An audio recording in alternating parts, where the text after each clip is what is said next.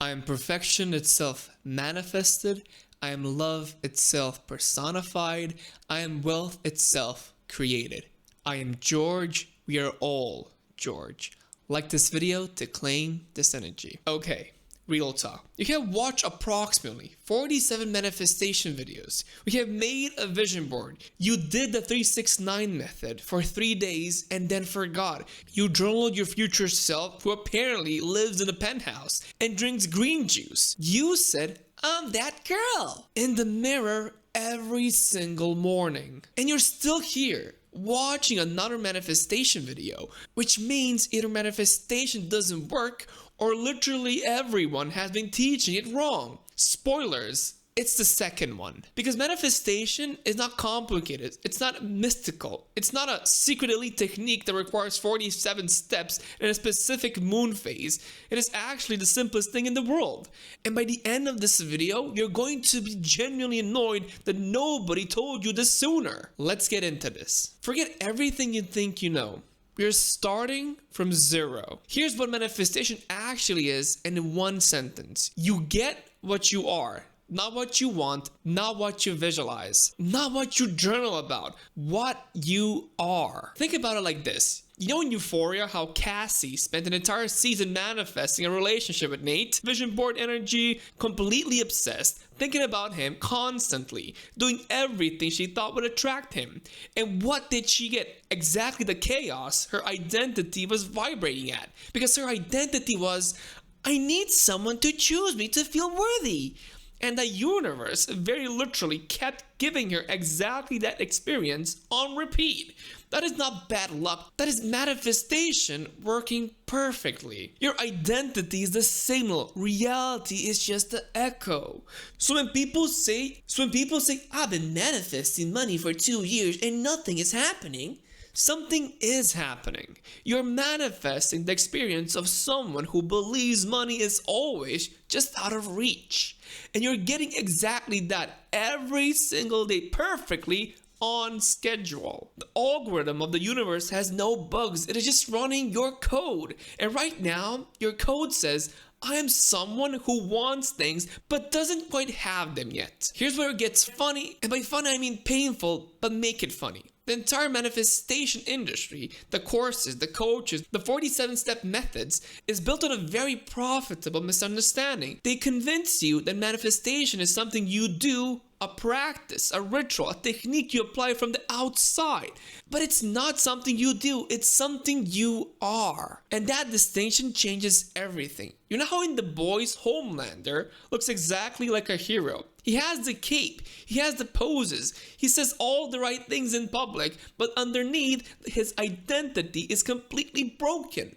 And no matter how many heroic actions he performs on the outside, his reality keeps collapsing into chaos. Because identity always wins every time without exception. This is why people have breakthrough moments and then self-sabotage immediately after. Why they make money and then lose it. Why they get into the relationship they wanted and then destroy within 6 months. It's not bad luck, it's an identity correction. Your subconscious, which is running approximately 95% of your life, while your conscious mind is busy making vision boards. It keeps pulling you back to the identity it knows, the familiar one, the safe one, the one that matches your deepest beliefs about yourself. Your subconscious is basically that one friend who always talks out of the thing that you actually want to do, except it lives inside your head and has complete control over your behavior. The vision board isn't the problem. The problem is that you're trying to manifest a life that doesn't match your identity, and the universe will always choose identity or intention. Always. Okay. Here's the part where I give you the thing that is so simple, it will make you want to close the video because it cannot possibly be that easy. 3 steps, that's it. Step 1, decide who you are. Not who you want to become, who you are right now in this moment. This is the part that feels weird because you're essentially deciding something is true before you have evidence for it. And your brain, which has been trained by society, school, your parents, and approximately 15 years of Instagram, is going to immediately say, but that's not real yet. And you say, I know, I decide anyway. That is what Neville Goddard was talking about in the 1940s. This is what reality transurfing talks about. This is why every actual manifestation teacher who isn't trying to sell you a 12-week course is pointing at. Decide, then live from that decision. Not, I'm working towards becoming successful. I am successful. I am someone who builds wealth. I am someone who attracts the right people and opportunities. Present tense, decided and done. Step 2. Make decisions as that person right now. Here's where it gets practical, and this is honestly the most important step. Your identity is not built from what you say, it is built from what you repeatedly do. Every single decision you make is a vote for the old identity or a vote for a new identity. And I know what you're thinking, but George, I don't feel like the successful version of me right now. And that's the trap. You're waiting to feel it before you do it. But the feeling comes after the doing, not before. This is literally the Ashton Hall version in reverse. You know Ashton Hall, the guy who went viral this year with his 4 a.m. ice bath wake-up routine that half of the internet called insane and the other half immediately tried to copy. Whether you love it or hate it, the man decided who he was and made every decision from that identity. The results are visible. You don't have to wake up at 4 a.m. You do have to start asking before every decision, what would the decided version of me do here? And then do that, and even if it's uncomfortable, especially when it's uncomfortable. Step 3, detach from the outcome. This one is counterintuitive, and it's also the one that actually accelerates everything. When you're desperate for something, when you're checking every day if it's working, anxious about whether it's coming, obsessing over the timeline, you're operating from the energy of someone who does not have it yet. And that keeps it exactly where it is. Detachment is not giving up. Detachment is trusting so completely that the anxiety disappears. It is the difference between scrolling through someone's Instagram hoping they will text you back versus living your life so fully that when they do text, you generally had to think for a second about who it was.